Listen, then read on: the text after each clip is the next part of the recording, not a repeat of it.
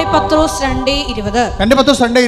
നമ്മുടെ കർത്താവും പറഞ്ഞേ, നമ്മുടെ കർത്താവും രക്ഷകനുമായ യേശുക്രിസ്തുവിനെ കുറിച്ചുള്ള അറിവ് മൂലം അവർ ലോകത്തിന്റെ മാലിന്യങ്ങളിൽ നിന്ന് ലോകത്തിന്റെ മാലിന്യങ്ങളിൽ നിന്ന് രക്ഷ പ്രാപിച്ചതിന് ശേഷം വീണ്ടും അവയിൽ കുരുങ്ങുകയും അവയാൽ തോൽപ്പിക്കപ്പെടുകയും ചെയ്യുന്നെങ്കിൽ അവരുടെ അന്ത്യസ്ഥിതി ആദ്യത്തേതിനേക്കാൾ മോശമായിരിക്കും. കാരണം തങ്ങൾക്ക് ലഭിച്ച വിശുദ്ധ കൽപ്പനയെ കുറിച്ച് അറിഞ്ഞിട്ട് അതിൽ നിന്ന് പിന്മാറുന്നതിനേക്കാൾ അവർക്ക് നല്ലത് നീതിയുടെ വഴിയെക്കുറിച്ച് അറിയാതിരിക്കുകയായിരുന്നു. നായ് ഛർദ്ദിച്ചത് തന്നെ വീണ്ടും ഭക്ഷിക്കുന്നു. കുളിച്ച പന്നി ചെളിക്കുണ്ടിൽ വീണ്ടും ഉരുളുന്നു. അതാണ് സംഭവം. അതായത് നായ ഛർദ്ദിച്ചത് തന്നെ, ഇതേതാണ് നായ എന്ന് പറയുന്നത്? ഈ ഛർദ്ദിച്ചത് തന്നെ പിന്നെ തിന്നുന്ന ഒരു സ്വഭാവമാണ് നായ്ക്കുള്ളത്. ഇത് തന്നെ തെറ്റുകളെ വീണ്ടും വീണ്ടും ആവർത്തിക്കുന്ന ആളിനെയാണ് ബൈബിൾ നായ എന്ന് വിളിക്കുന്നത്. മനസ്സിലായില്ലേ? ഒരിക്കൽ കർത്താവിൻ്റെ ഉടമ്പടിയിലൂടെ നീ വന്നു, സാക്ഷ്യങ്ങൾ പറഞ്ഞു, വിശുദ്ധ ജീവിതം നയിച്ചതിന് ശേഷം വീണ്ടും അവയാൽ കുരുങ്ങുകയും അവയാൽ തോൽപ്പിക്കപ്പെടുകയും ചെയ്ത് നീ വീണ് പോയാൽ ആരാണ് നീ നായയാണ്. എന്താണ്? തെറ്റുകൾ ആവർത്തിക്കുന്നു. സുഭാഷിതം എന്താ പറയണത്? 26:11 ഫോഷൻ തെറ്റുകൾ ആവർത്തിക്കുന്നു, അവൻ ഛർദ്ദിച്ച് തിന്നുന്ന നായയെപ്പോലെയാണെന്ന്. അപ്പം നിങ്ങൾ വിട്ടുപേക്ഷിച്ച തെറ്റുകളെ, തിന്മകളെ ഉടമ്പടി കാലത്തിന് ശേഷം വീണ്ടും നിങ്ങൾ ആവർത്തിച്ചാൽ ദൈവതിരുസന്നിധിയിൽ ഛർദ്ദിച്ച് തിന്നുന്ന നായയെപ്പോലെയാണ്. ഛർദ്ദിച്ചതിന് നായക്കുള്ള കുഴപ്പം എന്താണ്? മക്കളുടെ അപ്പം കിട്ടത്തില്ല. മക്കളുടെ അപ്പം എന്ന് പറഞ്ഞാൽ എന്താ? നിത്യജീവനാസ്ഥാനം. മക്കളുടെ അപ്പത്തെക്കുറിച്ച് മാത്രം നമ്മൾ ബൈബിളിനോട് ഫോളോ ചെയ്ത് പോയി കഴിഞ്ഞാൽ നമുക്ക് മനസ്സിലാകും. ഈ അപ്പം ഭക്ഷിക്കുന്നവൻ നിത്യം ജീവിക്കും. ഞാൻ നൽകുന്ന അപ്പം ഭക്ഷിക്കുന്നവന് അവൻ മരിക്കുകയില്ല. അതാ സംഭവം. മക്കളുടെ അപ്പം എന്ന് പറയുന്നത് എന്താണ്? നിത്യജീവനാണ്. ദൈവത്തിൻ്റെ ഇഷ്ടമനുസരിച്ച് ജീവിച്ചുകൊണ്ട് ദൈവത്തിൻ്റെ ഇഷ്ടത്തിന് ഉടമ്പടിയുടെ ഒരു അത്ഭുതകാലം കഴിയുമ്പോൾ ആ വ്യക്തി ഉടമ്പടി വയറ്റിലേക്ക്, ഉടമ്പടി സിൽവർ ഗ്രേഡിലേക്ക് വരുമ്പോൾ ദൈവത്തിൻ്റെ ഇഷ്ടം, ദൈവത്തിനോടുള്ള മനുഷ്യനുള്ള സ്നേഹത്താൽ സ്വീകരിച്ചുകൊണ്ട് അത്ഭുതങ്ങളും അടയാളം കാണാത്ത ദൈവത്തിൻ്റെ തിരുമനസ് നിങ്ങൾ അറിയാത്ത ഭക്ഷണം.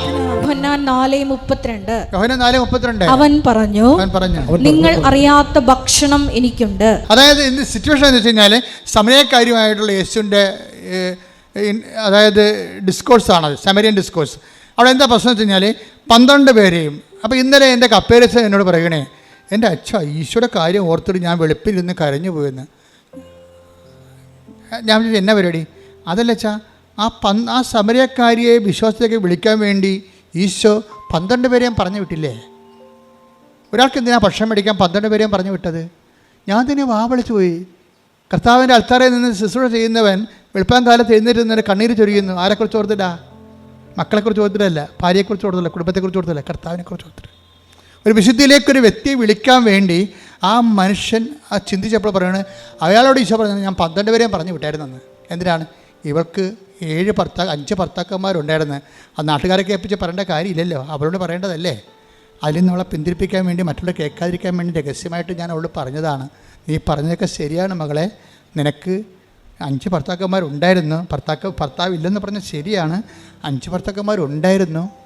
ഇപ്പോഴുള്ള ആൾ നിൻ്റെ ഭർത്താവല്ല. അപ്പോൾ അവളെ ഒരു കൗൺസിലിംഗ് കർത്താവ് കൊടുക്കുകയാണ് ശരിക്കും പറഞ്ഞാൽ.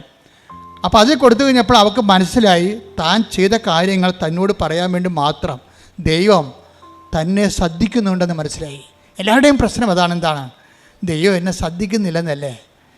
ദൈവത്തെ സ്നേഹിക്കുന്നവർക്ക് മാത്രമേ ദൈവം എന്നെ ശ്രദ്ധിക്കുന്നുണ്ടെന്ന് പറയാൻ പറ്റത്തുള്ളൂ. അതൊരു അനുഭവമാണ് ശരിക്കും. അപ്പോൾ അവൾക്ക് മനസ്സിലായി ദൈവം എന്നെ ശ്രദ്ധിക്കുന്നുണ്ട്. ഈ ലോകത്ത് 600 കോടി മനുഷ്യരുണ്ടെങ്കിലും ഞാൻ മാത്രമേ ഉള്ളെങ്കിലും എന്നെ ദൈവം ശ്രദ്ധിക്കുന്നുണ്ട്. എൻ്റെ നന്മ ദൈവം ആഗ്രഹിക്കുന്നുണ്ട്. എന്നെ അനുഗ്രഹിക്കാൻ ദൈവം ആഗ്രഹിക്കുന്നുണ്ട്. എൻ്റെ ദൈവം എത്രയോ വലിയവനാണ്. ആ ദൈവത്തെക്കുറിച്ച് സ്നേഹത്തെ ഓർക്കുമ്പോഴാണ് ശരിക്കും അനുതാപം ആരംഭിക്കണത്. അത് അനുതാപം ആരംഭിക്കണം. ദൈവസ്നേഹമാണ്. അതുകൊണ്ടാണ് ഉടമ്പടിയിൽ ഒരിക്കലും ഞങ്ങൾ പാപത്തെക്കുറിച്ച് ഇങ്ങനെ 1 2 3 4 എന്ന് പറയത്തില്ല. എന്താ പറയണം? ഞങ്ങൾ അനുതാപത്തെക്കുറിച്ച് പറയും. അനുതാപത്തെക്കുറിച്ച് എന്താ പറയണത്? അനുതാപം ഒരു പ്രോഡക്റ്റാണ്. എന്തിൻ്റെയാണ്? ദൈവസ്നേഹത്തിൻ്റെ പ്രോഡക്റ്റാണ്.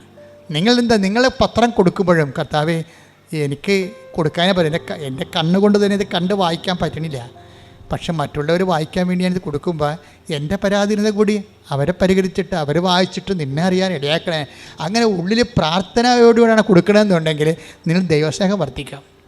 സാക്ഷ്യങ്ങൾ പറയുന്നവരുടെ ദൈവസ്നേഹത്തിൽ നിലവാരം നിങ്ങൾ ശ്രദ്ധിക്കണം. വല്ലാത്ത നിലവാരമുള്ളവരാണ് ഈ ദൈവസ്നേഹത്തിൻ്റെ സാക്ഷ്യം പറയണത്. അങ്ങനെ വരുമ്പോൾ ദൈവസ്നേഹം മുന്തുന്ന അനുസരിച്ച് കൊണ്ട് അനുതാപം നിരന്തരമായിക്കൊണ്ടേയിരിക്കും. നിരന്തര അനുതാപം അത് പ്രോസസ്സാണ് മരണം വരെ. അതാണ് പത്രോസൊക്കെ he went out and cried bitterly എന്നൊക്കെ പറയുമ്പോഴും ഗ്രീക്കുകാരൻ പറയും കാറ്റാഫിലയോൺ, പ്രസൻറ്റ് കണ്ടിന്യൂസ് ടെൻസാണ് ഉപയോഗിക്കുന്നത്. എന്താണ്? അവൻ കരഞ്ഞുകൊണ്ടേയിരുന്നു. മരണം വരെ കരഞ്ഞൊരു മനുഷ്യനാണ് കർത്താവിൻ്റെ താക്കോല് കിട്ടിയ അധികാരം കിട്ടിയ ആൾ. അയാൾ പഠിച്ച ആളല്ല, അയാൾ മരണം വരെ കരഞ്ഞുകൊണ്ടിരുന്ന ആളാണ്. അനുതാപത്തിലേക്ക് പത്രോസ് പോയിക്കൊണ്ടേയിരുന്നു. അനുതാപത്തിലേക്ക് പോയിക്കൊണ്ടിരുന്നു. ഇത് തന്നെയാണ് ശരിക്കും പറഞ്ഞാൽ ബദനിലെ മറിയത്തിന് സംഭവിച്ചത്. മറിയം ദാഠ്യമൊക്കെ വെച്ചുകൊണ്ടിരിക്കുകയായിരുന്നേ. കാര്യം മറിയം യേശുവിൻ്റെ വലിയ ആളായിരുന്നല്ലോ. യേശു വീട്ടിൽ വന്നപ്പോൾ മാർത്ത ഭയങ്കര ബഹളമൊക്കെ കാണിച്ച് കർത്താവിന് വേണ്ടി ഭക്ഷണം ചെയ്യുമ്പോഴും മറിയം കർത്താവിൻ്റെ മുഖത്ത് നോക്കി കർത്താവിൻ്റെ വചനം കേട്ട് അവിടെ ഇങ്ങനെ സാഗൂതം അങ്ങനെ ഇരിക്കുകയായിരുന്നു. അത്രയ്ക്ക് ഇൻറ്റിമസി ആയിരുന്നു. പക്ഷേ ആ വചനം കേൾക്കാൻ തന്നെ അവൾക്ക് ത്രില്ലടിക്കുമായിരുന്നു. അപ്പം അതുകൊണ്ട് അത് അവളിൽ നിന്ന് മാറ്റപ്പെടുക. വചനം കേൾക്കാനുള്ള അഭിനിവേശവും അഭിഷേകവും ഒക്കെ കിട്ടിയിട്ടുണ്ട്. മാർത്ത ബഹളം ഉണ്ടാകുമ്പോൾ പറയും, കർത്താവ് പറയും, ഐ എം സോറി മാർത്ത, ഇവൾക്കിത് അഭിഷേകമായിട്ട് കിട്ടിയിരിക്കുന്ന വചനം, അത് അവളിൽ നിന്ന് മാറ്റപ്പെടത്തില്ലെന്നാണ് തോന്നണമെന്ന് പറയും. അത് ദൈവം കൊടുത്തൊരു വരമാണ്. ദൈവം ആ വരം തിരിച്ചെടുത്താൽ മാത്രമേ അവൾ അടുക്കളയിൽ പോയി ജോലി ചെയ്യത്തുള്ളൂ. അപ്പോൾ ദൈവം ആ വരം തിരിച്ചെടുക്കാൻ തയ്യാറല്ല. അപ്പം അതുകൊണ്ട് നീ നിൻ്റെ ജോലി തന്നെ പെട്ടെന്ന് കൂട്ടിയിട്ട് കറികളുടെ എണ്ണമൊക്കെ കുറച്ചിട്ട് നീയും വന്ന് എൻ്റെ കൂടെ ഇരിക്കും ഇവിടെ പോയി, അതാണ് എനിക്കിഷ്ടമെന്ന് ഈശോ പറയും. എന്ത് രസമാണ് ആ ഡിസ്കോഴ്സ് കേൾക്കാം, മനോഹരമാണ് ശരിക്കും. അപ്പോൾ അത് ഞാനത് പറയാം. പക്ഷെ അതൊക്കെ നമ്മൾ പറയേണ്ടതേ ഇപ്പോൾ നമ്മൾ പറഞ്ഞു നിർത്തിയതിന് സംഭവിച്ചു കഴിഞ്ഞാൽ ഈ മകളെ തനിച്ച് വിളിച്ചിട്ട് അവളുടെ ജീവിതത്തിലേക്ക് ദൈവം കടന്നു വരാൻ ആഗ്രഹിക്കുന്നു. അവൾ ബേസിക്കായിട്ട് നല്ലവളാണെന്ന് തോന്നുകയാണ്. അതാണ് ഈ ബേസിക്കായിട്ട് നല്ലവനാകണമെന്ന് എപ്പോഴും നല്ലതാണ്. എന്നുവെച്ചാൽ ഒരു അവസരം വന്നാൽ ദൈവത്തിന് വേണ്ടി നമ്മൾ ഒരു നിലപാടെടുക്കുന്നവരാണ് ബേസിക്കായിട്ട് നല്ലവർ. അപ്പം അങ്ങനെ ഉണ്ട്. അതുകൊണ്ട് അവരോട് അത് പറയുമ്പോൾ അവരോട് സംസാരിച്ചുകൊണ്ടിട്ട് സംസാരം തീരണില്ല. കാര്യം ഇത് വലിയൊരു നീണ്ട കഥയാണല്ലോ. അപ്പോൾ 10 ദിവസം ഭക്ഷണം കൊണ്ട് വന്നിട്ട് അകലെ നിൽക്കുകയാണ് വെയിലത്ത്. ഞാൻ ആ കിണറ്റിൽ പോയിട്ടുള്ളതാണ്. കർത്താവ് ഇരുന്ന് സംസാരിച്ച കിണർ ഇപ്പോഴും ഉണ്ട് സമരയാക്കി. അവിടെ ഒരു അറബി മരം നിൽക്കുന്നുണ്ട്. പക്ഷെ ഭയങ്കര മഞ്ഞ നിറവാണ്. അവിടെ വെള്ളമൊന്നുമില്ല, കിണറുണ്ടെന്ന് മാത്രമേ ഉള്ളൂ. വെള്ളമില്ലാത്ത കാരണം മരുഭൂമി പോലുള്ള സ്ഥലമാണ് സമരയായിൽ യാക്കോബിൻ്റെ കിണർ. അവിടെ ഇരുന്നാൽ കിടത്ത് ഞാൻ അവിടെ നിന്നപ്പോൾ ശരിക്കും ഞാൻ എൻ്റെ കണ്ണ് നിറഞ്ഞു പോയി. ആ കിണറിൻ്റെ അരികിൽ നിന്നപ്പോൾ ഞാൻ പറഞ്ഞു, ഈശോ എന്ത് കഷ്ടമാണ്. ഒരു ആത്മാവിനെ വീണ്ടെടുക്കാൻ വേണ്ടി ഈ കിണറ്റിൻ്റെ കരയിൽ 43 ഡിഗ്രി ചൂടാണ് അപ്പോൾ ഉള്ളത്. അപ്പൻ്റെ ടെമ്പറേച്ചർ 43 ഡിഗ്രിയാണ്. ആ ചൂടിൽ ഇവളെയും ഇവളോട് സംസാരിക്കാൻ നിൽക്കണം കർത്താവ്. എന്ന് വെച്ചാൽ അതുപോലെയുള്ള ജനലക്ഷങ്ങളാണ്, ഇനി കോടികളാണ് ഭൂമിയിലേക്ക് വരുന്നത്. അവർക്കെല്ലാം വേണ്ടിയുള്ള കർത്താവിൻ്റെ കരുതലും കാത്തു നിൽപ്പുമെന്ന് വെച്ചാൽ നമ്മുടെ കാണുമ്പോൾ കണ്ണ് നിറഞ്ഞു പോകും. എന്നിട്ട് സംസാരം തീരാത്തപ്പോൾ അവനെ ഡിസ്റ്റർബ് ചെയ്യുന്നുണ്ട് പത്രോസ് പറയും, ഗുരു ഭക്ഷണം. അപ്പോൾ പത്രോസിനോട് ഈശോ പറയും, നിങ്ങളറിയാത്ത ഭക്ഷണം എനിക്കുണ്ടെന്ന് പറയും. അപ്പോൾ പത്രോസിനത് സുവിശേഷം മനസ്സിലാകത്തില്ല.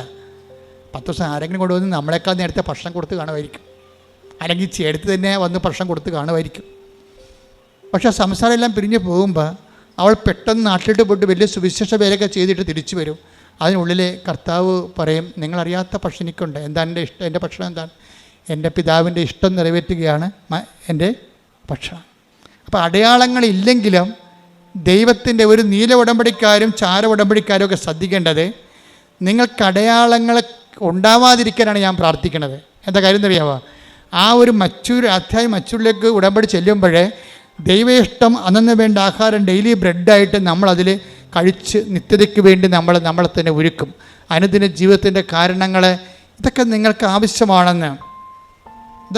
ആവശ്യമാണെന്ന് എൻ്റെ സ്വർഗസ്ഥൻ. ഇപ്പം നിങ്ങൾ ദൈവത്തിൻ്റെ സ്വഭാവം ബീന വിജയൻ്റെ സാക്ഷ്യത്തിൽ നിന്ന് take the word of God 10:51 മർക്കോസ് 10:51 യേശു ചോദിച്ചു, ഞാൻ നിനക്ക് വേണ്ടി എന്ത് ചെയ്യണമെന്നാണ് നീ ആഗ്രഹിക്കുന്നത്?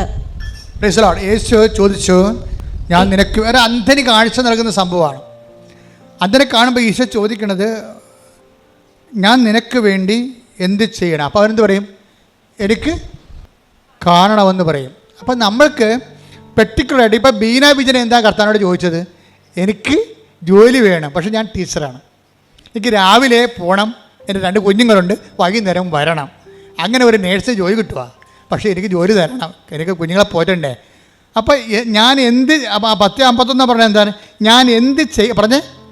ഞാൻ നിനക്ക് വേണ്ടി എന്ത് ചെയ്യണമെന്നാണ് നീ ആഗ്രഹിക്കുന്നത്.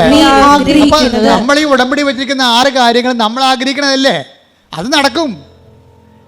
നമ്മൾ ഉടമ്പടി വെച്ചിരിക്കുന്ന 6 കാര്യങ്ങളെ നമ്മൾ ആഗ്രഹിക്കുന്ന കാര്യങ്ങളല്ലേ, അത് 10:51 പ്രകാരം നടക്കും. ജപ്തി ആയാലും, സ്ഥലമില്ലെങ്കിലും, പ്രൊമോഷൻ വേണമെങ്കിലും, നിങ്ങളെ പിരിച്ചുവിട്ട കമ്പനി തിരിച്ചെടുക്കണമെങ്കിലും എല്ലാം നടക്കും. നിങ്ങൾ ഉടമ്പടിയിൽ എന്ത് ചെയ്യണം?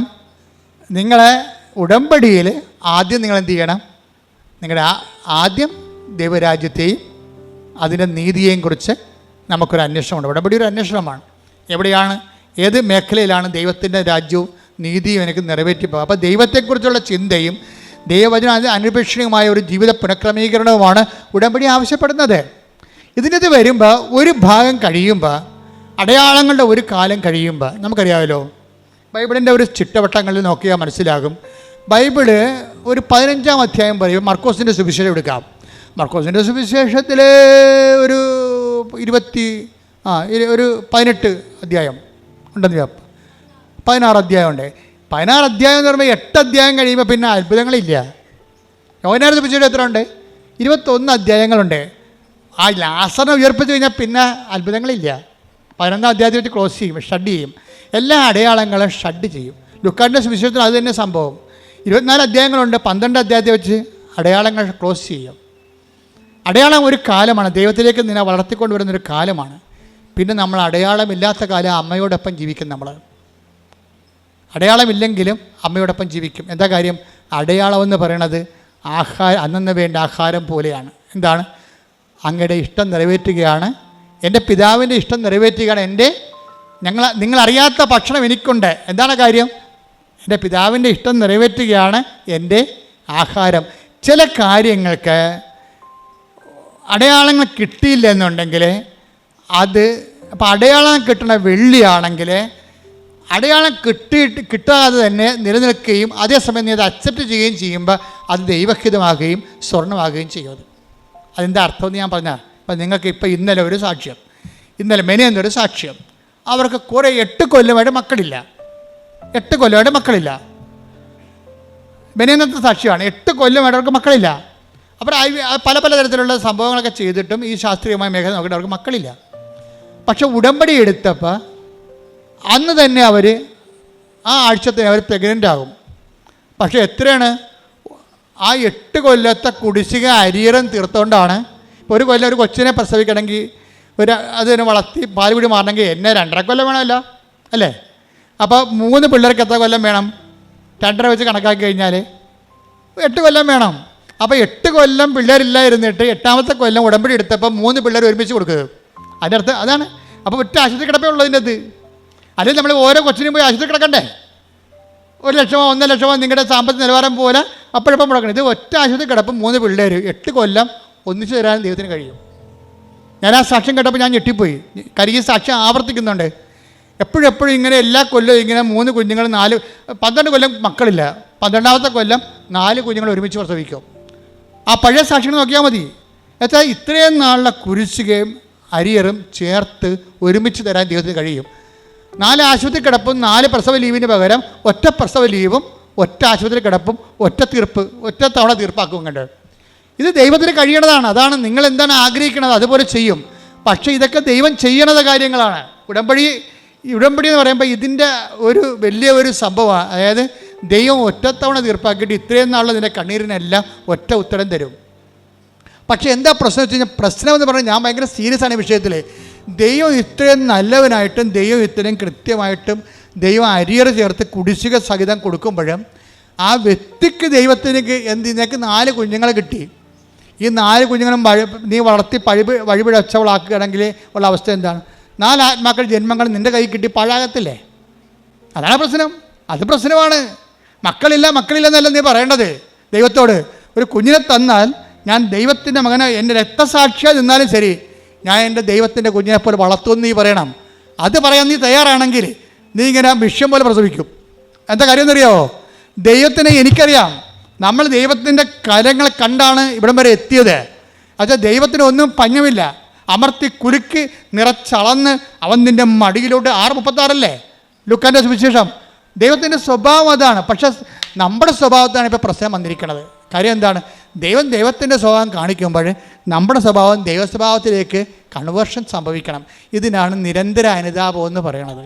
നിരന്തര അനുതാപം എന്ന് പറയുമ്പോൾ അമളി പറ്റിക്കഴിഞ്ഞാൽ സമ്മതിക്കാൻ തയ്യാറാകണം.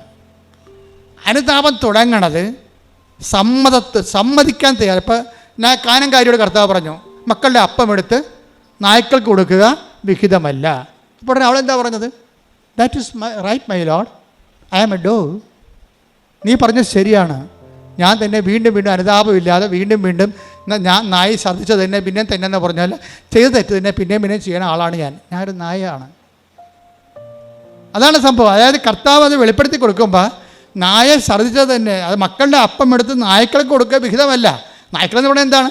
ചെയ്ത് തെറ്റ് തന്നെ തെറ്റാണെന്ന് തന്നിട്ട് പിന്നെയും ചെയ്തുകൊണ്ടിരിക്കുന്നത്. എല്ലാവരും, അച്ഛനായാലും കപ്പലായാലും കർത്തനായാലും ആരായാലും, ഇനി കത്തോലിക്കനായാലും ക്രിസ്ത്യാനി ആയാലും എല്ലാവരും നായ തന്നെയാണ്.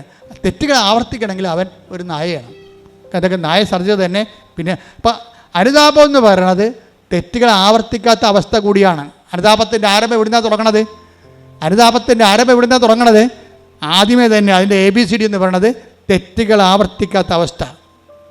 കൃപാസനത്തിൽ പരിശുദ്ധ കുർബാന കൈമാറ്റം ചെയ്യുമ്പോൾ അതിക്ക് മുമ്പ് മനസ്താപനം ചെല്ലിച്ചിരിക്കും. എന്താ കാര്യം? മേലിൽ പാപം ചെയ്യില്ലെന്നും എന്നാ പറയണേ. അതിനകത്ത് ഏറ്റവും വലിയ സംഭവം എന്താണ്?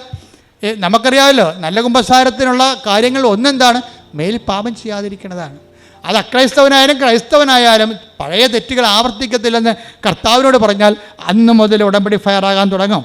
പ്രാർത്ഥിക്കുക, കർത്താവായ ദൈവമേ, ഞാൻ ഉടമ്പടിയിലേക്ക് കടന്നു വന്നാൽ പണ്ട് ചെയ്തു വന്നിരുന്ന പാപങ്ങളെ ആവർത്തിക്കാതിരിക്കാൻ എന്നെ സഹായിക്കണമേ. അപ്പൊ അവൾ പറഞ്ഞ ഇതാണ്, കർത്താവേ ഇനി ഞാൻ ആവർത്തിക്കത്തില്ല. ഞാനൊരു നായയാണ്, എനിക്കിന്ന് അവകാശമില്ല. ഞാൻ തെറ്റുകൾ തന്നെ വീണ്ടും തന്നെ ചെയ്ത തെറ്റുകൾ തന്നെ പിന്നെ ചെയ്യണതാണ്. പക്ഷേ ഇനി ഞങ്ങൾക്ക് ഒരു അവകാശം ഉണ്ടല്ലോ നിൻ്റെ മുമ്പിൽ. അപ്പോൾ എല്ലാം സമ്മതിക്കും, തൻ്റെ അവസ്ഥകളെ സമ്മതിക്കും, അത് തിരിച്ചറിയും. ഇവിടുത്തെ പ്രോബ്ലം എന്താണ്? നമ്മൾ നല്ലതാണെന്ന് വിചാരിക്കണമല്ല പ്രശ്നം. നമ്മൾക്ക് എനിക്കൊരു കുഴപ്പമില്ല, ഞാൻ ഓക്കെ ആണെന്നല്ലേ എല്ലാവരും പറയണത്. അതാണ് കുഴപ്പം മുഴുവനും. ഉടമ്പടിയെ കുഴപ്പമെന്ന് പറഞ്ഞ ബോധ്യം, 4ാമത്തെ ബോധ്യം എന്താണ്? ഞാൻ ഓക്കെയാണ്, എന്നെക്കാൾ വിശുദ്ധനോ എന്നെക്കാൾ നല്ല മനുഷ്യനോ ലോകത്തില്ല. അപ്പം നമ്മളുടെ വശം നീതീകരിച്ചു കൊണ്ട് അവസാനം വരെ നമ്മൾ നിൽക്കും.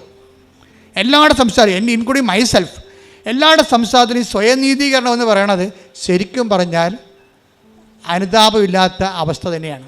സ്വയം നീതീകരിക്കണം. പക്ഷേ നമ്മൾ ഓക്കെയാണ്, അവരാണ് കുഴപ്പക്കാരെന്നാണ്. നമ്മൾ ഓക്കെയാണ്, അവരാണ് കുഴപ്പക്കാർ. പക്ഷേ കാനംകാരി എന്താ പറയണത്? ഞാൻ ഓക്കെ അല്ല കർത്താവേ, അത് ശരിയാണ്, അങ്ങ് പറഞ്ഞത് ശരിയാണ്. മറിയവും ഈ അനുതാപത്തിലേക്ക് ആ കാനംകാരി കടന്നു വന്നപ്പോഴാണ് മക്കളുടെ അപ്പം എടുത്ത് അവൾക്ക് കൊടുത്തത്.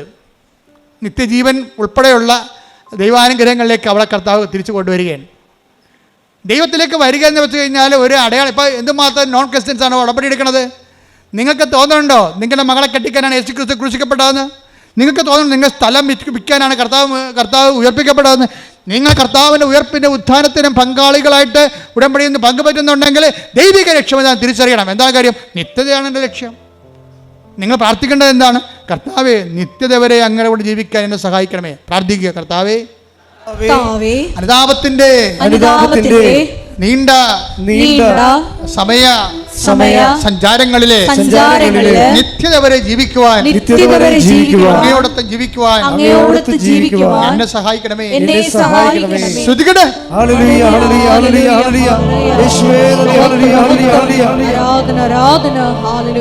പരിശുദ്ധ പരമ ദിവ്യകാരുണ്യത്തിന്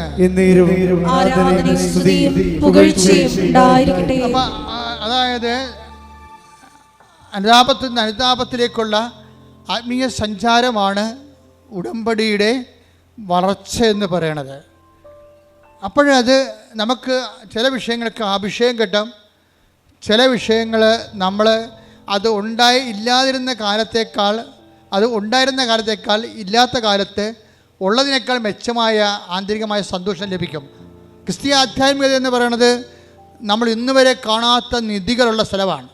ക്രിസ്തീയ ആധ്യാത്മികത ഈശോ നിധി എന്നാണ് വിളിക്കുന്നത്, ട്രഷർ. അത് ഗോപനം ചെയ്താൽ, അത് കണ്ടെത്തിയാൽ പിന്നെ അത് ഗോപനം ചെയ്യണം, മറച്ചു വെക്കണം, പോയി തനിക്കുള്ളത് വിൽക്കണം, ആ നിധി വാങ്ങണമെന്ന് ഈശോ 13 മർക്കോസ് 13 പറയണത്. ഞാൻ നിങ്ങൾ പറയാൻ ഉദ്ദേശിക്കുന്ന കാര്യം, ഇപ്പോൾ തന്നെ ഉദാഹരണം, ഇപ്പോൾ കാനം കാര്യം എന്താ സംഭവിക്കുന്നത്? അയാൾ പറഞ്ഞു that is right my lord, അത് ശരിയാണെന്ന് പറഞ്ഞു. കർത്താവ് ഒരു കാര്യം പറയുമ്പോൾ അത് തെറ്റാണെന്നാണ് എല്ലാവരും പറയണത്. അങ്ങനെയല്ല, ഞാൻ ശരിയാണ്, കർത്താവാണ് തെറ്റെന്ന് പറയും. കാനം കാര്യം എന്താ പറയണത്? ഞാൻ തെറ്റാണ്, അങ്ങ് ശരിയാണ്. ദൈവത്തിൻ്റെ വചനം ശരിയാണെന്ന് പറയണത് എങ്ങനെയാണ്? ദൈവത്തിൻ്റെ വചനം നടപ്പിൽ വരുത്തുമ്പോഴാണ് ദൈവത്തിൻ്റെ വചനം ശരിയാണെന്ന് പറയണം, അല്ലാതെ വായിക്കുമ്പോഴല്ല. വായിക്കുമ്പോൾ ശ്രദ്ധിച്ചേക്കണം. ഉടമ്പടി നിങ്ങൾ വന്ന് എടുത്തെങ്കിൽ അതിൻ്റെ അരമണിക്കൂർ വചനം വായിക്കാൻ വേണ്ടി നിയമമുള്ളതാണ്. നിങ്ങൾ വചനം വായിക്കാതെ ഉടമ്പടി ഉപ്പ് അടിച്ച് മാറ്റിക്കൊണ്ട് ഇവിടെ 4 കാലം വീണ് ഓടിയാൽ ഈ സാധനം വർക്കൗട്ട് ചെയ്യത്തില്ല. ഇവിടുന്ന് എന്താണ് പറഞ്ഞിരിക്കുന്നത് അതുപോലെ ചെയ്യാൻ പറ്റാത്തവർ ഉടമ്പടി എടുക്കരുത്. ആ ദൈവത്തെ പറ്റിക്കാൻ വേണ്ടിയും വൈദ്യപ്പഴപ്പിന് വേണ്ടി വരുന്നവരാണ്. അപ്പോൾ അതുകൊണ്ട് ആരെടുത്താലും ആരെടുത്താലും ഉടമ്പടി അരമണിക്കൂർ വചനം വായിക്കണമെന്ന് പറഞ്ഞാൽ നിർബന്ധമായിട്ടും വചനം വായിച്ചിരിക്കണം. ചിലപ്പോൾ നിങ്ങൾക്ക് തന്നിരിക്കേണ്ട ഒരു ഓപ്ഷൻ എന്ന് പറയുന്നത് 5 മിനിറ്റ് ഇടപെട്ട്, ഇപ്പോൾ 5 മിനിറ്റ് വായിച്ചാൽ പിന്നെ വൈകുന്നേരം 5 മിനിറ്റ് വായിച്ച് കിടക്കാൻ നേരത്ത് 5 മിനിറ്റ് അങ്ങനെ വായിക്കാം. ഒറ്റയടിക്ക് വായിക്കണമെന്നില്ല നിങ്ങളുടെ സമയം, പക്ഷേ വചനം വായിച്ചിരിക്കണം. അത് എക്സോർവായി ആരുടമ്പടി എടുത്താലും ഞങ്ങൾക്കത് ബാധകമല്ലെന്നൊരു കാര്യമില്ല. ഉടമ്പടി നിങ്ങൾക്ക് ബാധകമാകണമെങ്കിൽ ഉടമ്പടിയിലുള്ള പറഞ്ഞിരിക്കുന്ന എല്ലാ നിബന്ധനകളും നിങ്ങൾക്ക് ബാധകമാകണം. പ്രാർത്ഥിക്കുക, കർത്താവേ ഉടമ്പടി നിയമങ്ങള് നിബന്ധനകള് പൂർണ്ണമായും നിറവേറ്റാൻ എന്നെ അനുഗ്രഹിക്കണമേ, എന്നെ അഭിഷേകം ചെയ്യണമേ.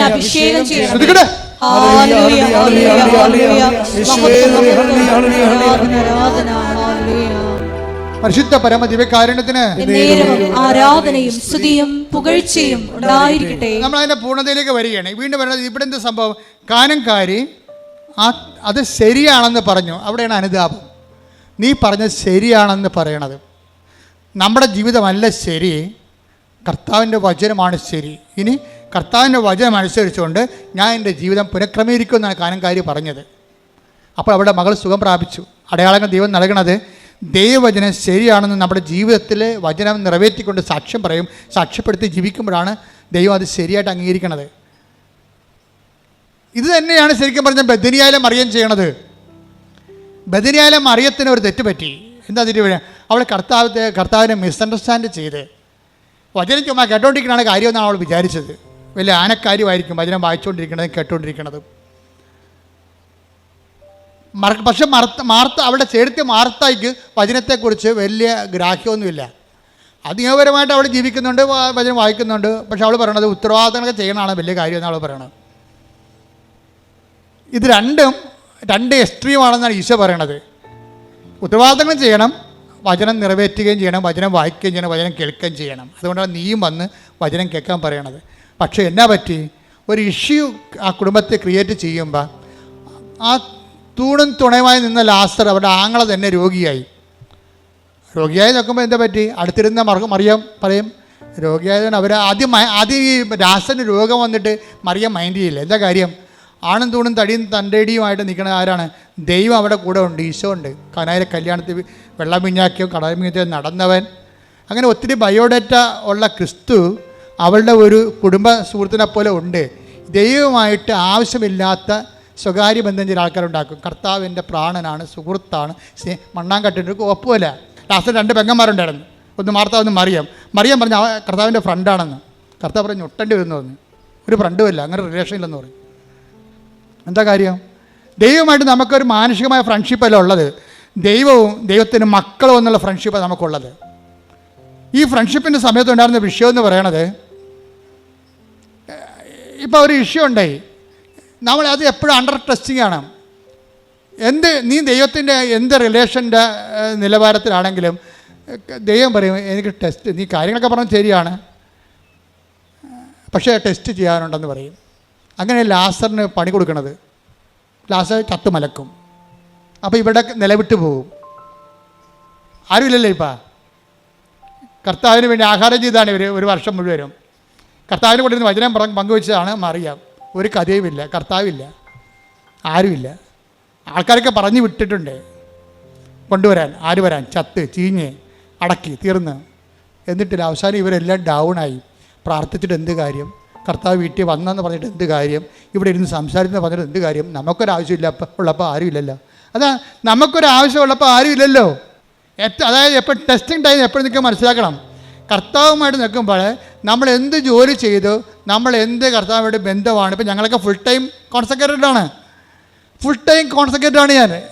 എൻ്റെ ജീവിതത്തിലാണെങ്കിൽ ഒരു ടൈം പോലും ഞാൻ നഷ്ടപ്പെടുത്തിയിട്ടില്ല. എൻ്റെ ജീവിതത്തിൻ്റെ ഏറ്റവും വലിയ വിജയമാണത്. കർത്താവിന് മുമ്പിൽ എനിക്ക് തന്നൊരു ദാനമാണ്.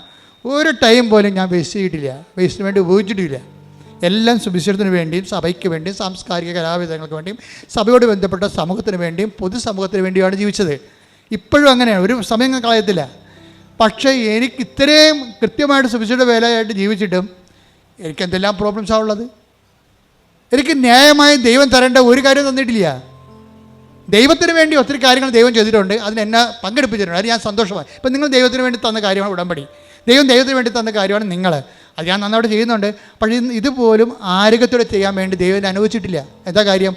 ഒരു കൈ കർത്താവിനെ പിടിച്ചുകൊണ്ടേ നടക്കാൻ പറ്റത്തുള്ളൂ. അതെപ്പോഴും നമ്മൾ ശ്രദ്ധിക്കണം. എന്നോട് കാണിക്കാത്ത കാര്യം നിങ്ങളോട് കാണിക്കുമോ? എന്താ സംഭവിച്ചു കഴിഞ്ഞാൽ കാണിക്കാൻ പറ്റില്ലെന്നൊന്നും ഞാൻ പറയണില്ല. പക്ഷേ ഇതൊരു മനസ്സിലാക്കേണ്ട സത്യമാണ്. നമ്മൾ ദൈവത്തിൽ അടുക്കുമ്പോൾ ആൾക്കാർ ദൈവത്തിൽ അടുക്കണത് എന്താണ്? നമുക്ക് പ്രശ്നമൊന്നും ഉണ്ടാകരുത്, അത് വേണ്ടിയാണ് ദൈവത്തിൽ അടുക്കുന്നത്. നാളെ പിള്ളേർ പള്ളിക്കൂടത്തിൽ പോകുമ്പോൾ പട്ടി കടിക്കരുത്, അതിനാണ് കുടുംബപ്രാർത്ഥന നടത്തും. എന്നാൽ കുടുംബപ്രാർത്ഥന അല്ല, വല്ല അബദ്ധം ഉണ്ടാകും, വല്ല അപകടം ഉണ്ടാകും. അപ്പോൾ ഈ പേടിച്ചിട്ടാണ് കുടുംബപ്രാർത്ഥന നടത്തുന്നത്, അല്ല ദൈവത്തെ സ്നേഹിച്ചിട്ടല്ല. പല അണ്ണന്മാരും പള്ളിയിൽ പോണതും പല അണ്ണന്മാരും കുടുംബപ്രാർത്ഥന നടത്തേണ്ട കാര്യം എന്താണ്? നമുക്ക് പണി കിട്ടല്ലേ കർത്താവേ, നമുക്ക് പണി തരുന്നത് കേട്ടാ, പണി തരാതിരിക്കാൻ വേണ്ടിയാണേ. അത് ദൈവത്തിന് അറിയാം. എന്ന് വെച്ച് കഴിഞ്ഞാൽ പേടിച്ചിട്ടാണ് പല കാര്യങ്ങളും ചെയ്യണത്. അങ്ങനെയല്ല, ദൈവത്തിനെ സ്നേഹിച്ചിട്ട് ചെയ്യണതിലേക്ക് നീ ഒരു ടെസ്റ്റ് തരും. അപ്പം ടെസ്റ്റ് തന്നപ്പോൾ എന്ത് പറ്റി? ടെസ്റ്റിൽ മറിയാൻ തോറ്റു. മാർത്ത, വചനം കേൾക്കാത്ത മാർത്ത അപ്പഴും പിടിച്ചു നിന്ന്. 4 ദിവസം കഴിഞ്ഞപ്പോൾ ചീഞ്ഞപ്പോൾ ആൾ വന്നിട്ടുണ്ട്, കർത്താവ് വന്നിട്ടുണ്ട്, ചീഞ്ഞ ആൾ. ആ കുഴിമാടത്തിന് പുറത്ത് വരെ മണമാണ്, അടുക്കലെന്നാണ് ശിഷ്യന്മാർ പറയണത്. ഇപ്പോൾ കർത്താവ് അവിടെ വന്ന് നിൽക്കുന്നത് കണ്ടപ്പോൾ മറിയാൻ പറഞ്ഞു, വരിക പോവുക ചെയ്യട്ടെ, നമുക്കെന്താണ്, വരിക പോവുക ചെയ്യട്ടെ, നമുക്കെന്താണ്. കാര്യം നമുക്ക് ഒരാളതിനെല്ലാം വന്ന്, ഒരാളെ വഴി തങ്ങുക, പോകാനുള്ളവൻ പോയി. ഇനിയിപ്പോൾ ആര് വന്നിട്ട് എന്ത് കാര്യം, പോയിട്ട് എന്ത് കാര്യം? മറിയം പോയില്ല, മറിയം തോറ്റു ആ പരീക്ഷയ്ക്ക്. മാർത്തായാണ് ഇടിച്ചേലിൽ കയറണത്. മാർത്തായ അതിൽ അവിടെ ചെന്നിട്ട് പറയുവേ, എന്താണ്? കർത്താവേ, നീ ഇവിടെ ഉണ്ടായിരുന്നെങ്കിൽ. ഒരു വചനം കേൾക്കാത്ത പാർട്ടിയാണ്, പക്ഷേ വിശ്വാസ ജീവിതം കറക്റ്റാണ്. നീ ഇവിടെ ഉണ്ടായിരുന്നെങ്കിൽ എൻ്റെ സഹോദരൻ മരിക്കുകയില്ല. പക്ഷേ നീ ദൈവത്തോട് ചോദിക്കണത് എന്തും ദൈവം നിനക്ക് നൽകുമെന്ന് ഇപ്പോഴും എനിക്കറിയാം. അതാണ് മാർത്താടെ വിശ്വാസം. വല്ലാത്ത വിശ്വാസമാണ്. കഴിഞ്ഞ ദിവസങ്ങളിൽ ജോമോളനോട് പറഞ്ഞ്, ഇവളെ പഠിപ്പിച്ച ആരോ ഉണ്ടാക്കി വിളിച്ച് പറഞ്ഞ്, ഗ്രീക്കിൽ എഴുതിയിരിക്കണത് കർത്താവേ, നീ ലോകത്തിലേക്ക് വരുന്ന മിശിഹായാണെന്ന് ഞാൻ പണ്ട് വിശ്വസിച്ചിരുന്നെന്നാണ്, ഇപ്പം വിശ്വസിക്കണില്ലെന്നാണ് പറഞ്ഞതെന്ന്. ഞാൻ പറഞ്ഞു, നീ ചെന്ന് ആ മരമണ്ടനോട് ചോദിക്കുക, എന്താ ചോദിക്കേണ്ടത്? അങ്ങനെയാണെങ്കിൽ പിന്നെ എന്തുകൊണ്ടാണ് ബൈബിള് അതനുസരിച്ച് തിരുത്തുക? ബൈബിളിൽ ഒരു കാര്യം എഴുതിയിട്ട് ഇവന്മാർ വേറെ കാര്യം പഠിപ്പിക്കുമ്പോൾ ഇവന്മാർ ദൈവത്തിനെതിരെ സംസാരിക്കുകയല്ലേ? വിശ്വാസത്തിനെതിരെ ഇവരുടെ അക്കാഡമിക് ജാട കാരണം ആധ്യാത്മിക തകർച്ച ഉണ്ടാക്കുകയല്ലേ? ഇവരാർക്കും ഉത്തരവാദിത്തം കൊടുത്തത്? ഞാൻ ഇവിടെ ശരിക്കും പൂശി. എന്താ കാര്യം വെച്ചാൽ കർത്താവിൻ്റെ വചനത്തിൽ എഴുതിക്കുന്നത് നമുക്ക് വ്യക്തിപരമായ വ്യാഖ്യാനത്തിനുള്ളതല്ലത്. മർക്കോസ് എന്താ പറഞ്ഞത്? മർത്ത എന്താ പറഞ്ഞത്? കർത്താവേ, നീ ഇവിടെ ഉണ്ടായിരുന്നെങ്കിൽ എൻ്റെ സഹോദരൻ മരിക്കുകയില്ലായിരുന്നു. പക്ഷേ എന്താ പ്രശ്നം? നീ ദൈവത്തോട് ചോദിക്കണം, അത് നിങ്ങൾ പറയണം. നീ എന്ത് തകർന്നാലും തരിപ്പണമായാലും പറയണം, മാർത്തായെ പോലെ പറയണം. നീ ദൈവത്തോട് ചോദിക്കണത് എന്തും നീ ദൈവത്തോട് ചോദിക്കണം, ഇപ്പോഴും നിനക്ക് തരുമെന്ന് എനിക്കറിയാവുന്ന. അപ്പോഴ് ഈശോ പറയും, ഈ വിശ്വാസം ഈ ക്രൈസിസ് ടൈമിൽ എല്ലാം തീർന്ന് തല്ലിപ്പെരക്കി വാടക വീട്ടിൽ നിന്ന് എവിടെ നമ്മളെ ചവിട്ടി ഇറക്കി നമുക്കെതിരെ കേസുമായി. അപ്പോഴും പറയും, കർത്താവേ, നീ ദൈവത്തോട് ചോദിക്കണത് എന്തും ദൈവം നിനക്ക് തരുമെന്ന് ഇപ്പോഴും എനിക്കറിയാം എന്ന് നമ്മൾ പറയാം. 100,000 അനുഭവങ്ങൾ, ജനകോടികളും ജന്മാന്തരങ്ങളും അവരുടെ യേശുക്രിസ്തുവിനെ അവർ ജീവിക്കുമ്പോൾ അവരുടെ ജീവിതത്തിൽ മനുഷ്യന് മറക്കാനാവാത്ത, ഒരിക്കലും ദൈവത്തെ അംഗീകരിച്ച് ദൈവത്തിന് അംഗീകരിച്ച് കൊടുക്കാൻ പറ്റാത്ത പല ദുഃഖാനുഭവങ്ങൾ ഉണ്ടാകുമ്പോൾ മാർത്തായെപ്പോലെ ദൈവഭക്തനെ പറയാൻ കഴിയണം, എന്താണ്? നീ എൻ്റെ അവസ്ഥ ഇതാണ്, ഞാൻ തകർന്ന് തരിപ്പണമായി, I am reduced to zero minus. പക്ഷേ ദൈവത്തോട് നീ ചോദിക്കണത് എന്തും ഇപ്പോഴും നിനക്ക് തരുമെന്ന് എനിക്കറിയാം. അതാണ് വിശ്വാസം. അപ്പോഴും സംസാരിക്കും കർത്താവ്, എന്താണ്? നിൻ്റെ സഹോദരൻ ഉയർത്തെഴുന്നേൽക്കും. യെസ്. അപ്പോൾ പറഞ്ഞു, yes my Lord, yes yes, അവൻ ഉയർത്തെഴുന്നേൽക്കും. എങ്ങനെയാണ്? അവൾ പറഞ്ഞ കാറ്റഗറിസത്തിൽ അവൾക്കറിയാം, എന്താണ്? അന്തിമ നാളിൽ, പുനരുദ്ധാനഘട്ടത്തിൽ അവൻ ഉയർത്തെഴുന്നേൽക്കുമെന്ന് എനിക്കറിയാം. അപ്പം ഇപ്പം അവൻ ഉയർപ്പിച്ചറന്നല്ല മാർത്ത പറയണത്, ഞാൻ നിന്നെ വിശ്വസിക്കുന്നു, നിത്യജീവന് വേണ്ടി വിശ്വസിക്കുന്നുവെന്ന്. അപ്പോൾ ഈശോ പറയും, Martha, I am the life, I am the life and resurrection. ഞാനാണ് ജീവൻ, ഞാനാണ് പുനരുദ്ധാനം, നീ ഇത് വിശ്വസിക്കുന്നു. Yes my lord. അപ്പോൾ അവൾ പറയും, യെസ് മൈ ലോർഡ്. ഈ ശവത്തിൻ്റെ നാറിയ ആ സ്ഥലത്ത് നിന്നുകൊണ്ട് ആ ശവക്കാറ്റടിക്കുമ്പോൾ അവൾ പറയും, yes my Lord, yes my Lord, നീ ലോകത്തിലേക്ക് വരായിരുന്ന മിശിഹായാണെന്ന് ഞാൻ വിശ്വസിക്കുന്നു. അപ്പോൾ ഈശോ കൈ ഉയർത്തി, ലാസറസ് കം ഔട്ട്. അവൻ കൈ ഉയർത്തിക്കൊണ്ട് പറയും, ലാസറേ പുറത്തു വരാൻ. ഈ വിശ്വാസത്തിന് മുമ്പിൽ നീ അകത്ത് നിന്നിട്ട് എനിക്ക് കാര്യമില്ലെന്ന് പറയും. നിന്നെ പുറത്തു കൊണ്ടുവരാൻ കഴിയുമെന്ന് അവൾ വിശ്വസിക്കുന്നു, ഇപ്പോഴും അവൾ വിശ്വസിക്കുന്നു. അതുകൊണ്ട് നീ പുറത്തു വരണം. ദൈവവേദനേ, നീ തകർന്ന് തരിപ്പണമായാലും, പരാജയത്തിൻ്റെ ഹോമാടത്തിൽ നീ അടക്കപ്പെട്ടിട്ട് നിന്നെ ചീഞ്ഞ മണം പുറത്തു വന്നാലും, അപ്പോഴും നീ യേശു കർത്താവാണെന്ന് വിശ്വസിച്ചാൽ നിന്നെ കർത്താവ് മൃതത്തിൽ നിന്ന് ജീവനിലേക്ക് കൊണ്ടുവരും. കൈയടിച്ച് ശ്രദ്ധിക്കട്ടെ. ഹല്ലേലൂയ.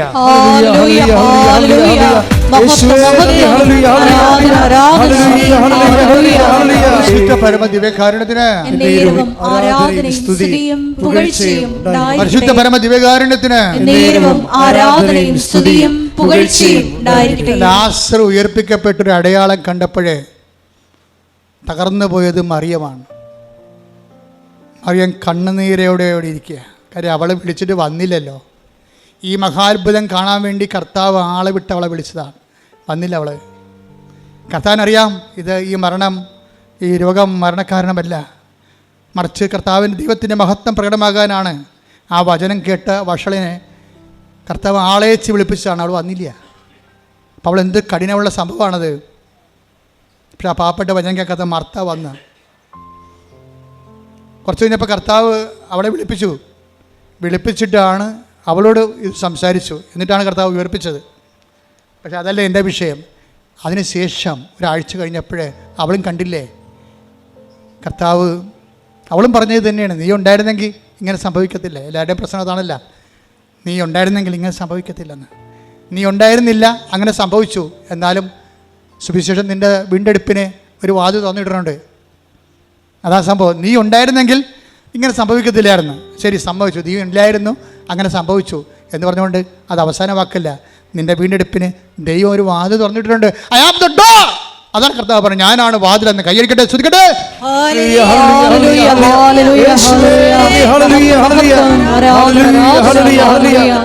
പരിശുദ്ധ പരമദിവ്യകാരുണ്യത്തിന് ഈ കാഴ്ച കണ്ടിട്ട് തോറ്റുപോയില്ല കർത്താവേ. അന്ന് മുതൽ അവളെ പിച്ചും പെയ്യുമ്പോൾ കർത്താവെ തോറ്റുപോയി. കർത്താവെ, മറിയത്തിൻ്റെ അനുതാപം തുടങ്ങണം അവിടെ നിന്ന് മുതലാണ്. എല്ലാം കഴിഞ്ഞിട്ടും കർത്താവ് അവൾ വരാതിരുന്നിട്ടും പിന്നെ അവളെ വിളിച്ചില്ലേ. അതിന് മുമ്പിൽ, ആ സ്നേഹത്തിന് മുമ്പിൽ ഇവളെ തോറ്റുപോകുക തന്നെയല്ല, കർത്താവ് ആരാണെന്ന് അവൾ കാണുകയും ചെയ്യും. അപ്പോൾ അവൾ എപ്പോഴും പറയും, തോറ്റുപോയി കർത്താവെ, തോറ്റുപോയി, നിൻ്റെ സ്നേഹത്തിന് മുമ്പ് ഞാൻ തോറ്റുപോയി എന്ന് പറഞ്ഞ് അവളത്, ആ അനുതാപമാണ് ബെഥനിയിലെ മറിയം പിന്നെ ലാസറിൻ്റെ വീട്ടിലെ കർത്താവിനെ വിളിക്കാൻ കാരണം. ഒരു നേരത്തെ ഭക്ഷണത്തിന് വീണ്ടും പഴയതുപോലെ ലാസറുണ്ടാകും, മാർത്തായുടെ മറിയം ഉണ്ടാകും. യേശുവിനെ വിളിക്കുമ്പോൾ അന്ന് വരെ ചെയ്യാത്തൊരു കാര്യം മറിയം ചെയ്യും. എന്താണ് ചെയ്യണത്? തോറ്റുപോയി കർത്താവേ, നിൻ്റെ സ്നേഹത്തിന് മുമ്പിൽ തോറ്റുപോയെന്ന് പറയാൻ വേണ്ടി ഒരു കുപ്പി നാർദിൻ സുഗന്ധം എടുത്തിട്ട് അവൻ്റെ കാലെ പൂശിക്കൊണ്ടിരിക്കും. അത് അവളുടെ അനുതാപമാണത്. ഒരിക്കൽ yes my lord, you are right.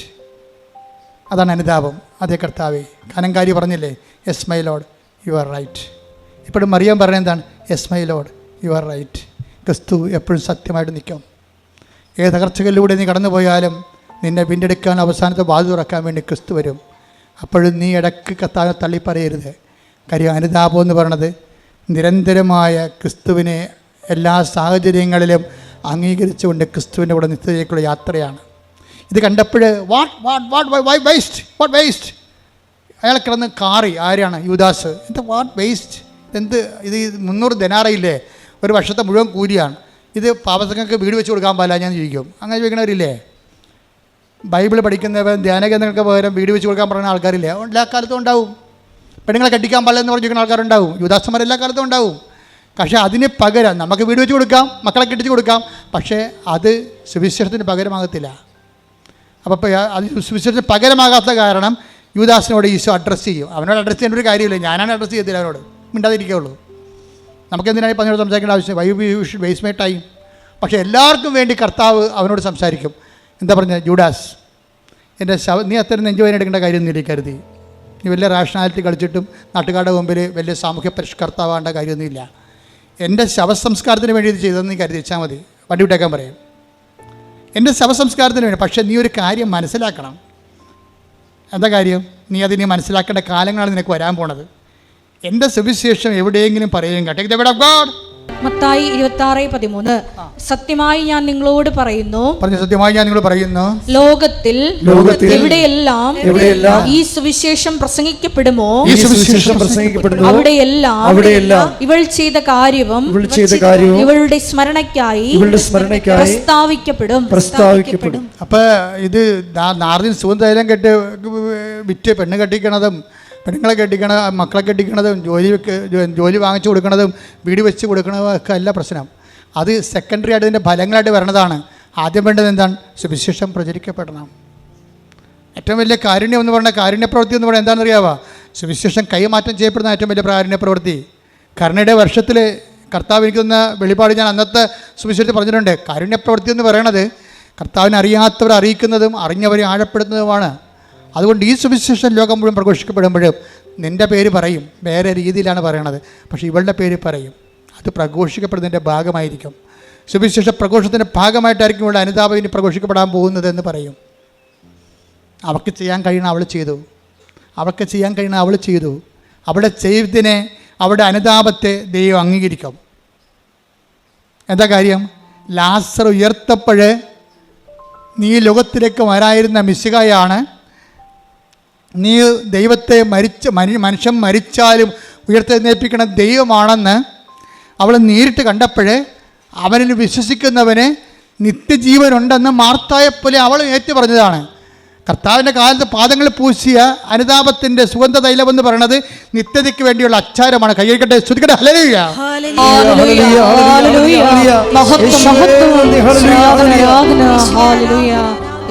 പക്ഷേ നരകത്തിന് വേണ്ടിയുള്ള അച്ചാരം മേടിച്ചൊരു മനുഷ്യനാണ് ഇയാള്.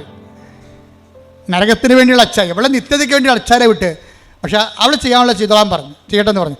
പണ്ട് പക്ഷേ നിത്യതയുടെ കൂതാശ സ്ഥാപിക്കുമ്പോൾ ആദ്യം ഒരു സാധാരണ അപ്പം എടുത്തിട്ട് യുവദാസൻ കർത്താവ് പറയും. അപ്പോഴും പറഞ്ഞ വാക്ക് ഇത് തന്നെയാണ്. എന്താണ്? പണ്ട് മറിയത്തിന് വേണ്ടി പറഞ്ഞ വാക്ക് തന്നെയാണ്. നീ ചെയ്യാനുള്ളത് നീയും ചെയ്യുക, അവൾ ചെയ്യാനുള്ളത് അവൾ ചെയ്ത്.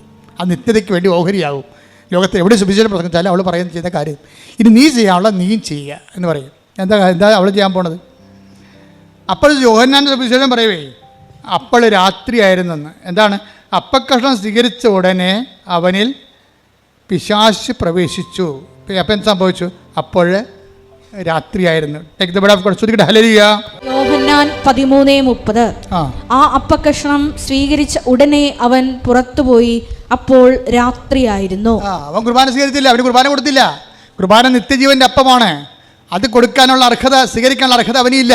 അതൊക്കെ സാധാരണ അപ്പം പൊക്കി കൊടുത്തിട്ട് പറഞ്ഞിട്ട് നീ ചെയ്യാനുള്ള എന്താണെന്ന് കർത്താവിന് അറിയാം. എന്താ ചെയ്യാൻ? അത് ഒറ്റ കൊടുക്കാതിരിക്കുന്ന ആളാണ്, തീരുമാനം എടുക്കാതിരിക്കുന്ന ആളാണ്. തെറ്റായ തീരുമാനം, തെറ്റായ ജീവിതം. ഞാൻ എന്ത് ഉടമ്പടി എടുത്താലും ഇങ്ങനെ തന്നെ പോകും. അപ്പം തന്നെ നീ യൂദാസായില്ലേ? ദൈവത്തിനെ വഞ്ചിക്കാൻ വേണ്ടി വന്ന് കുത്തിയിരിക്കണ പോലെ ആയില്ലേ? ഞാൻ എന്ത് ഉടമ്പടി എടുത്താലും ഇങ്ങനെ തന്നെ പോകത്തുള്ളൂ. ചിലപ്പോൾ നീ ഭർത്താവിനോട് പറയും, ചില ഭാര്യയോട് പറയും, എന്തുടമ്പടി എടുത്താൽ ഞാൻ ഇങ്ങനെ പോകത്തുള്ളൂ എന്ന് പറയും. അതിൻ്റെ അർത്ഥം എന്താ? ഇവൻ ഏത് കുർബാനയ്ക്ക് കൂടിയാലും ഇവൻ്റെ തീരുമാനം ഇവൻ മാറ്റത്തില്ല. അത് കർത്താവിനറിയാം. അതുകൊണ്ട് ഇവനൊക്കെ ഏറ്റവും അടിക്കും കുർബാനയെന്ന്. കുർബാന കർത്താവ് വാഴ്ത്തുന്നതിന് മുമ്പാണ് എല്ലാവരും ധരിച്ചിരിക്കണത് ഇവൻ കുർബാന സ്വീകരിച്ചെന്ന്. അവൻ കുർബാന സ്വീകരിച്ചിട്ടില്ല, കുർബാന പങ്കാളിത്തമില്ല. നേരത്തെ പറഞ്ഞു, കാല് കഴുകിയപ്പോൾ പറഞ്ഞു, ഞാൻ നിന്നെ കഴുകുന്നില്ലെങ്കിൽ, എൻ്റെ വചനം പറഞ്ഞ് നീ ശുദ്ധീകരിക്കുന്നില്ലെങ്കിൽ നിനക്ക് എന്നോട് പങ്കുണ്ടാകത്തില്ലെന്ന് പറഞ്ഞു. ആ പങ്കില്ലെന്ന് പറഞ്ഞ് എടുത്ത് കൊടുക്കുകയാണ്. അവൻ അപ്പം തന്നെ പോയി. വചനം എന്താ പറയണത്? യോഹന്നാൻ പറയും, there was night. Then there was night. അപ്പോൾ രാത്രിയായിരുന്നു. രാത്രി നടക്കണം എന്താണ്? അവൻ വീഴുമെന്ന് ഉറപ്പല്ലേ? യുദാസ് ഇറങ്ങിപ്പോകുമ്പോൾ രാത്രിയാണെന്ന് പറയും. എന്തിനാ രാത്രിയാണെന്ന് പറയണത്? അവൻ വീഴാൻ പോണെന്നതിൻ്റെ അർത്ഥം. യോഹന്നാൻ 11:10 എടുത്ത്. യോഹന്നാൻ 11:10. യോഹന്നാൻ 11:10. രാത്രി നടക്കുന്നവൻ തട്ടി വീഴുന്നു. അപ്പൊ 13:30 എന്താ ഇരിക്കണത്? യൂദാസ് പുറത്തോട്ട് ഇറങ്ങിയപ്പോൾ പറയാണ് അപ്പോൾ രാത്രിയായിരുന്നെന്ന്. അതിന് മുമ്പ് തന്നെ ഈശോ പറഞ്ഞ് ഇനി രാത്രി വരാൻ പോകുന്നുണ്ട്, ഒരാൾ രാത്രിയിലോട്ട് ഇറങ്ങി പോകാൻ പോകുന്നുണ്ട്, യവൻ വീഴാൻ പോകണമെന്നാണ്. അതാണ് ഈശോ നേരത്തെ പറഞ്ഞു. 11:10 പറയുന്നുണ്ട് രാത്രി നടക്കുന്ന. ഓർക്കുക, ക്രിസ്തുവിനെ കൂടാതെ നീ നടക്കാൻ തീരുമാനിച്ച രാത്രി നടക്കുന്നവനാണ്. ഇന്നലെ നാളെ വീഴും. ഒരുപക്ഷെ നീ ഇവിടെ വിവരമുള്ളവനാകാം, ഒരുപക്ഷെ നീ അവാർഡ് വാങ്ങിക്കാം, ഒരുപക്ഷെ നീ പണം ഉള്ളവനാകാം, പക്ഷേ നിൻ്റെ നിത്യത രാത്രിയിലാണ്. രാത്രിയിലെ ആ നിത്യതയ്ക്കുള്ള വഴികളിലെ ഇന്നലെ നാളെ നീ തട്ടി വീണിരിക്കും. ദാറ്റ് മീൻസ് നിനക്ക് ഷെയർ ഇല്ലെന്നർത്ഥം. കർത്താവിൻ്റെ ഓഹരിയിലെ ഓർമ്മിച്ച് വേണം കർത്താവ് ഇവിടെ നിൽക്കാനും നടക്കാനും. ദൈവം നിങ്ങളെ അനുഗ്രഹിക്കട്ടെ. നിത്യമായ അനുതാപമാണ് ഉടമ്പടിയുടെ സമർത്ഥമായ ആധ്യാത്മികത.